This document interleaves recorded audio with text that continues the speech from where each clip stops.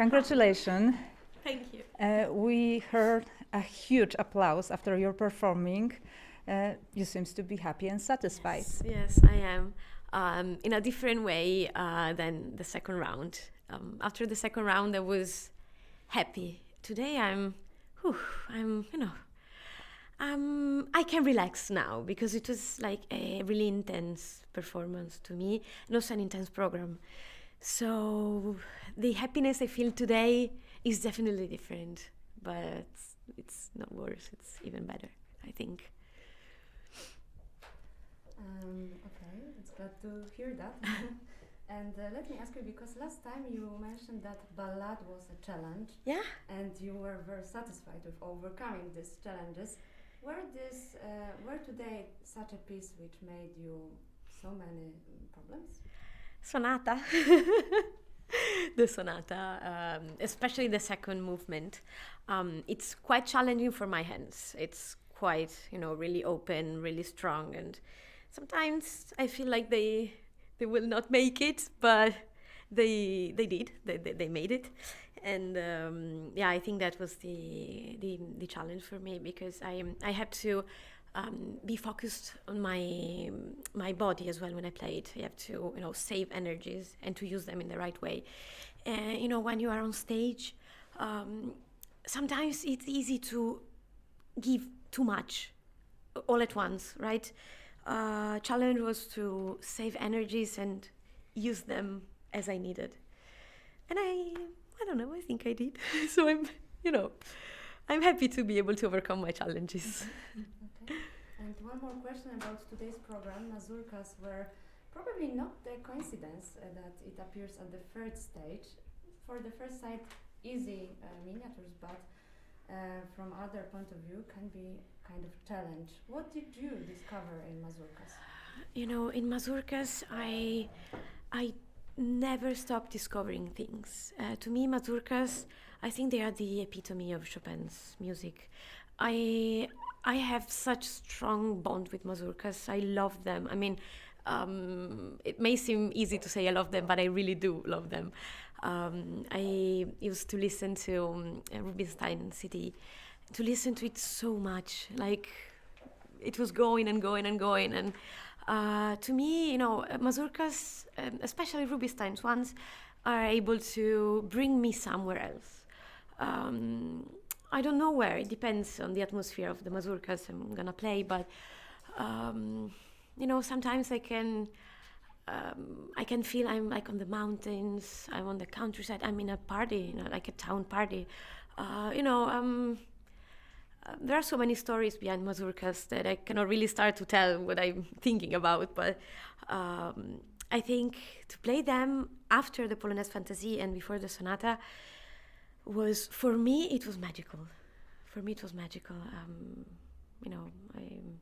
have so many feelings about the mazurkas, so I was waiting for them. Mm-hmm.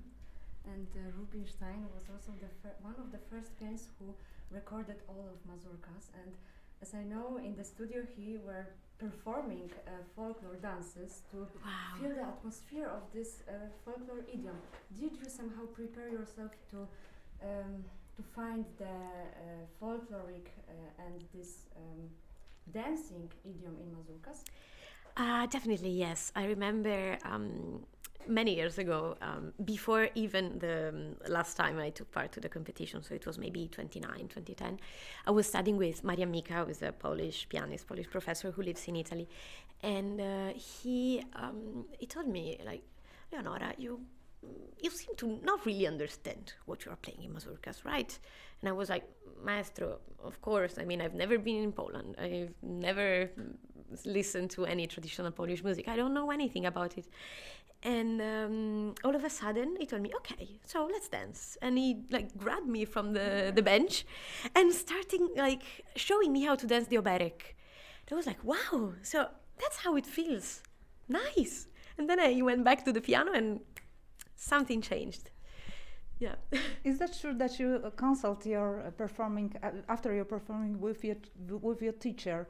Is that true? Yeah, we hear about this. Yeah, I was talking with my professor Boris Petrushansky, and yeah, he's really close to me in this moment. I mean, always close to me. It's a great. I don't know. It's like a great relationship. I think like human relationship, and is calling me every day, checking on me, giving me suggestion. We are also doing some online lessons, and yeah, it's so nice. It's like he's here, and is making me feel like he's here with me, and it's really good. It's really nice. He and is I'm satisfied. Yeah. Yes. Yeah. And how the view of Chopin music changed from the past competition when you were here? I think something happened like within myself about the going in depth of the music. When I was 18, I was already mature. I think, looking back, I think I was mature, but I still have had to discover many things. Of course, I mean, I still have to discover so many things, but I think the main change I did, and I was waiting, I was hoping for, was to be able really to go in depth much more, like about the feelings, about the emotions, but not just happy, sad, like so many different emotions. And our job is like actors. We have to feel them in order to let people feel what you want, right? That's why when I'm on stage now, I'm much more, I do many more expressions, my face. I cannot control them. They come naturally, and I try really to impersonate what I'm playing. I think this was the biggest change. Yeah. Thank you and good luck. Thank you. Thank you so much.